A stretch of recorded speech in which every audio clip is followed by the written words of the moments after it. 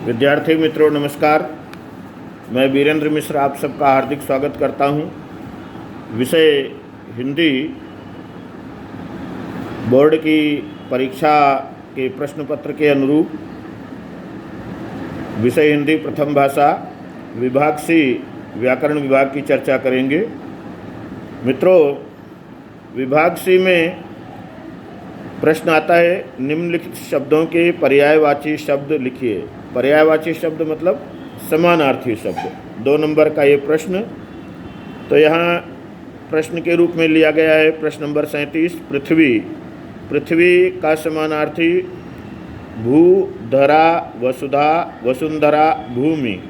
आपको एक पर्यायवाची में 2 या 3 लिख सकते हैं, कम से कम 2 लिखना चाहिए। उसके बाद है 38वां, पानी। पानी का पर्यायवाची नीर, तोय, सलिल, जल। उसके बाद का प्रश्न है मित्रों, सामासिक शब्दों का विग्रह करके समास का नाम दीजिए। ये भी 2 नंबर का प्रश्न रहता है। प्रश्न नंबर 39, लंबोदर। इसका विग्रह होगा, लंबा है उदर यानी पेट जिनका, अर्थात वह। लंबा है उदर जिनका वह अर्थात गणेश जी, बहुब्रीहि समास होगा। 40वां, ज्ञान चक्षु। ज्ञान रूपी चक्षु, चक्षु यानी आँख, कर्मधारय समास।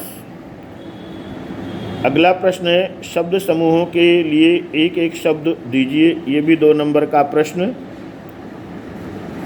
41वां, रात में चलने वाला, रजनीचर या निशाचर। आपको एक ही शब्द लिखना है।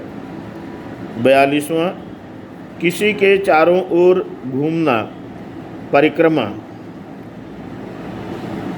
अगला जो प्रश्न है, निम्नलिखित वाक्यों में से निपात ढूंढकर लिखिए। प्रश्न नंबर 43, हालदार साहब अब भी नहीं समझ पाए। तो इस वाक्य में निपात क्या है वो ढूंढना है। तो इसमें भी शब्द जो है वह निपात है। 44वां, नगर पालिका थी तो कुछ न कुछ करती भी रहती थी। इस वाक्य में मित्रों निपात है तो भी। अगला प्रश्न है, निम्नलिखित वाक्यों में से क्रियापद ढूंढकर लिखिए। 2 नंबर का प्रश्न। 45वां प्रश्न, मैं जाड़े से कंपकपा रहा था। तो इसमें क्रिया विशेषण होगा कंपकपाना। 46वां है, शेर धीरे धीरे आगे बढ़ता है। इस वाक्य में होगा क्रियापद धीरे धीरे।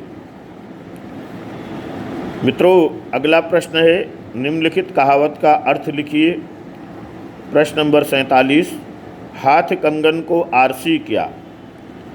इसका उत्तर होगा यानी अर्थ, प्रत्यक्ष के लिए प्रमाण की क्या आवश्यकता है, यानी जो सीधे सीधे दिख रहा है उसके लिए सबूत की क्या ज़रूरत है। अगला प्रश्न है, मुहावरों का अर्थ लिखकर वाक्य प्रयोग कीजिए। तो मित्रों, छोटे मुंह बड़ी बात, ये प्रश्न नंबर 48 है। अर्थ इसका होगा हैसियत यानी औकात से अधिक बात करना। वाक्य प्रयोग, हमें कभी भी छोटे मुंह बड़ी बात नहीं करनी चाहिए वरना हम संकट में पड़ सकते हैं। मित्रों, परीक्षा में आप वाक्य दूसरा भी लिख सकते हैं। 49वां प्रश्न, दिल बाग बाग होना। इसका अर्थ है अत्यधिक आनंदित होना। वाक्य प्रयोग करेंगे, कई बरस के बाद बेटे के घर आने से माँ बाप का दिल बाग बाग हो गया। मित्रों, यहाँ सी विभाग पूर्ण होता है। डी विभाग में जो छोटा प्रश्न आता है उसमें एक अनुच्छेद यानी पैराग्राफ होता है। उस अनुच्छेद को पहले पढ़ लेते हैं नमूने के रूप में और फिर प्रश्न उत्तर को भी देख लेते हैं। निम्नलिखित गद्यांश को पढ़कर पूछे गए प्रश्नों के उत्तर लिखिए। तो मित्रों, यहाँ पर गद्यांश दिया हुआ है 4 नंबर का। सुबह हमें यूमथांग के लिए निकलना पड़ा, पर आँख खुलते ही मैं बालकनी की तरफ भागी। यहाँ के लोगों ने बताया कि यदि मौसम साफ़ हो तो बालकनी से भी कंचनजंगा दिखाई देती है, हिमालय की तीसरी सबसे बड़ी चोटी कंचनजंगा।